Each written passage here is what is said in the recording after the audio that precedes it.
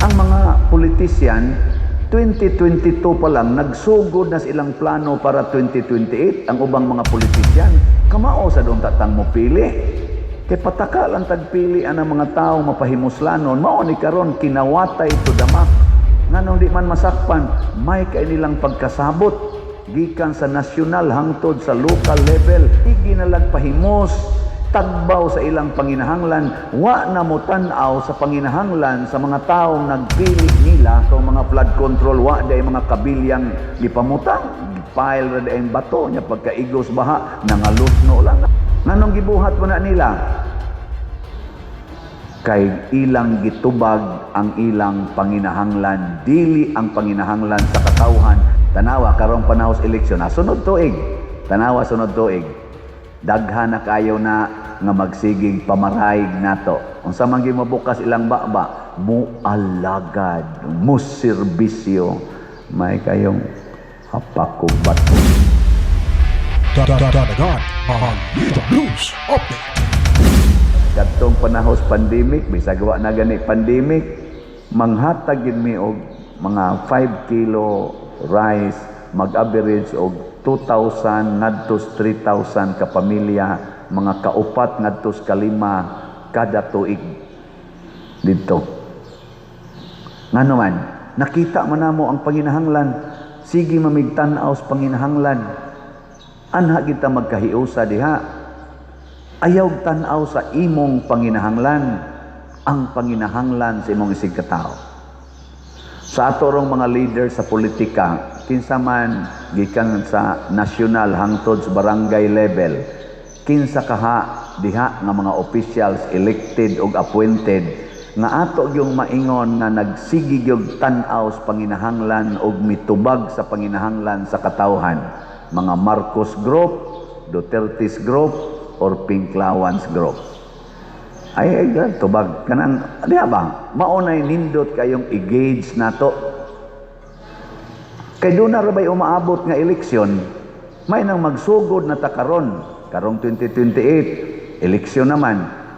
Ang mga politisyan 2022 pa lang nagsugod na silang plano para 2028. Ang ubang mga politicians, kita sang mga bumubutar, kita mga pumipili, kita mangyud ang tinuod nga haring lungsod, haring nasod, kamao sa doon tatang mo pili. Kay pataka lang tagpili ang mga tao mapahimuslanon, mao ni karon kinawatay to the max. Trillions ang ilang gikawat aning ato mga sulugoon. Wa ra ba gyud masakpi. Nganong di man masakpan, may kay nilang pagkasabot gikan sa nasyonal hangtod sa local level, nagkakunayb gyud ning kadaghanan. Luoy kaita, kitang nagpili nila, kita maoy nahimong uyamot. Kaya nga naman, ang atong gipili, gasigi na lagpahimos, tagbaw sa ilang panginahanglan, wa na mo tan-aw sa panginahanglan sa mga taong nagpili nila nga maogi ilang mandato sa ilang opisina. Wa na mo tan-aw.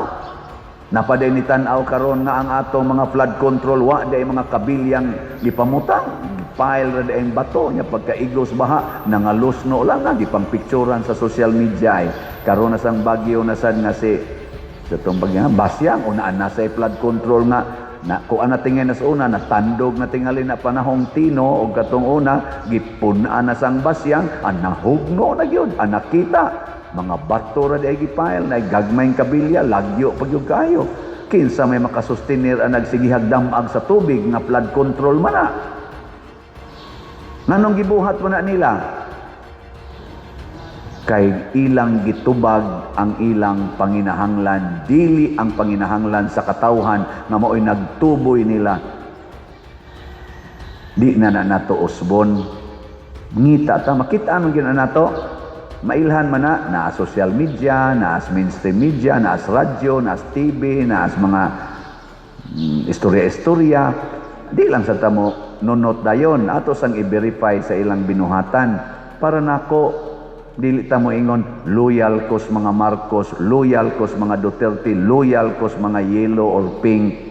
Ayaw na ingna loyal ko o gusto ko nga makapili ko og mga sulugoon nga kamaong moalagad sa panginahanglan sa nasod, dili sa ilang personal nga panginahanglan. Sulugoon man na nato. Sulugoon na sila oy. Tanawa karong panahos eleksyon, sunod tuig. Tanawa sunod tuig. Daghan na kayo na nga magsigig pamarayig nato. Unsa man gyud mabukas ilang baba, mualagad, muserbisyo. May kayong hapakog bato. Ang uban ba? Ang uban. Serbisyos kagaral ninyo. Nya ini kadaog mura na mo mga hari. Mura na mo mga emperador. Nakamon. Emperador mo inom ra ba ko na usahay.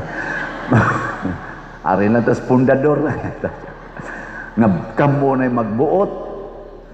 Mura na mo dili sunan gaanang gipili og 32 million i-impeach gyud nila. Ang mga congressmen nga naa sa House of Representatives nga mao'y representante sa ilang mga distrito sa katawhan, amot naka-check baka sila nga kung ang ilang distrito mao ba jud kanay panginahanglan karon nga ilang i-represent ngadto sa Congress. Nakaron gyud mag-impeachment gyud ta para sa Vice President tungod aning 125 million na confidential fund.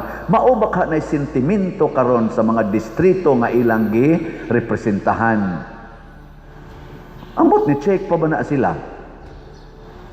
Bisag kanilang atong gidaghanon din Unsa may ganahan ninyong i-check karon og tagaag hustisya ang 125 million nga gi-accuse nga nabati pagkagamit sa Vice Presidente nya gi-approve ra baskuha nga wa kunoy anomalya nya imo hatagan yung anomalya sa Kongreso o kana bakhang flood control nga gideklarar na ginas atong presidente, daghang ghosts, daghang substandard, trillions ang nawa nganong wa naman nahisguti karon.